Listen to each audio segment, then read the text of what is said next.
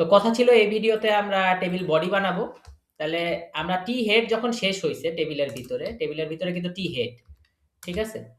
তো এখন যদি লিখি টি বডি, তাহলে আমরা কি লিখবো? টি আর, এখানে আর টিএইচ লিখবো না, টিডি, টেবিল ডাটা, ঠিক আছে?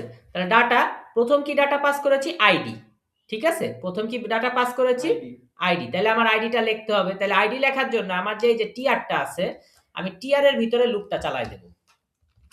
তো আমি লিখব ফর আই ইন, এটার নাম কি ছিল আমাদের ভাই? লোকজন। ঠিক এখানে যেভাবে লিখছি, ফর আই ইন লোকজন, ফর, কিন্তু আমি ইন ফরটা কোথায় দেব? ইন ফরটা দিব, শুরু করব টিআর এর আগে, শেষ করব টিআর এর পরে। এটা কি আমরা বুঝতে পারলাম ভাই? তাহলে ইন ফর, ঠিক আছে? তাহলে এই যে আমি আইডি যে পাস করব, আমি জাস্ট কার্লি ব্রেসে দিলাম আই ডট আইডি। এবার দেখি আমাদের চারটা অবজেক্ট ঠিকঠাক আসে কিনা।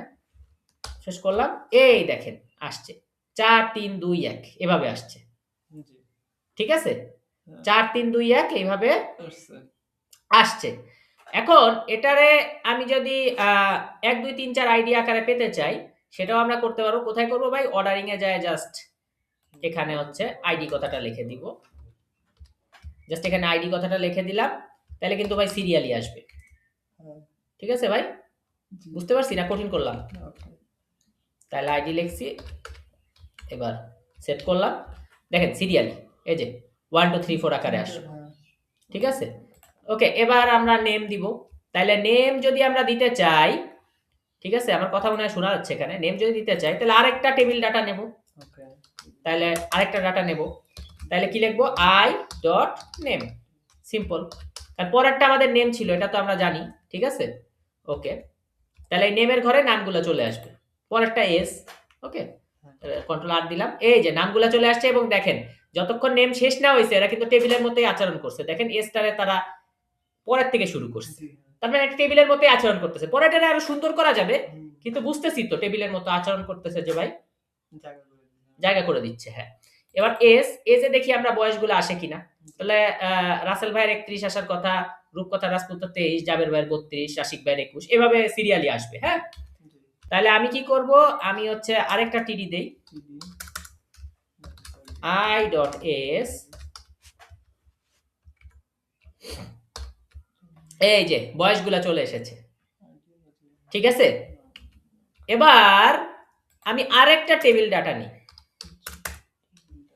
তো আমি লিখলাম আই ডট, পরেরটা কি ছিল ভাই? লাস্টেরটা জয়েন। তাহলে আমি লিখলাম আই ডট জয়েন, এবং আমি এখানে যে রিফ্রেশ মারি, দেখেন সবার জয়েনিং ডেট গুলো চলে আসছে, যে কে কবে জয়েন করেছে, ঠিক আছে? এখন কত সময় আগে জয়েন করছে, কয়দিন আগে, কয় মাস আগে, সেটাও আমরা সেট করে দিতে পারবো। যেখানে কি করব? একটা দাড়ির মতো চিহ্ন দিব, দাড়ির মতো চিহ্ন দিয়ে লিখবো time since, SINCE, time since. তাহলে আমরা জানতে পারবো যে এরা কোন মানুষ কত। এই যে 2 দিন আগে, ঠিক আছে, রাসেল রায়হানা রেয়া, এটা হলো 1 দিন 23 ঘন্টা আগে, এটা 1 দিন আগে। এবং এই জিনিসগুলো আমরা যদি আরেকটু পাশে সুন্দর করে লিখে দেই যে এগো, ঠিক আছে ভাই? তাহলে আমরা কত মিনিট, কত দিন এগো, সেই জিনিসগুলোও দেখতে পাচ্ছি। তাহলে এখন আমরা শিখলাম টেবিল বডির মাধ্যমে ভ্যালুগুলো পাস করা। টেবিল হেডও শিখে ফেললাম, টেবিল বডির মাধ্যমে ভ্যালু পাস করাও শিখে গেলাম। আমরা কি বুঝতে পারছি? এবং পরে এই টেবিলটাকে আরো সুন্দর করা যাবে বুটস্ট্র্যাপ ইউজ করে, ঠিক আছে? সেই ভিডিওতে আমরা পরে আসতেছি। এখন আপাতত এই পর্যন্ত।